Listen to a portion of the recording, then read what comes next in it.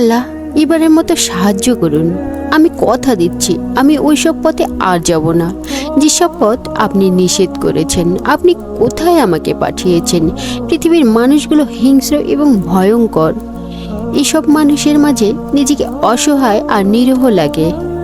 অসহায় শেষ করে দিচ্ছে, মনে হচ্ছে পায়ের নিচে মাটি নেই, চারদিকে অন্ধকার আচ্ছন্ন মনে হয়, মাথার উপরে এক আকাশ, আর আপনি ছাড়া নিজেকে বড্ড অসহায় মনে হয়।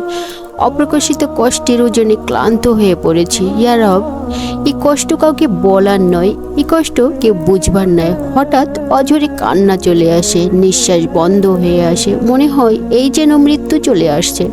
কে বুঝবে আপনি ছাড়া? আপনি তো প্রতিটি দুর্বল ব্যক্তির রব, এবং আপনি আমারও রব। ধৈর্য দান করুন ইয়া রব। দেয়ালে পিঠ ঠেকে গেছে। ইয়া রব, আমাকে ক্ষমা করুন, রহম করুন হে মালিক।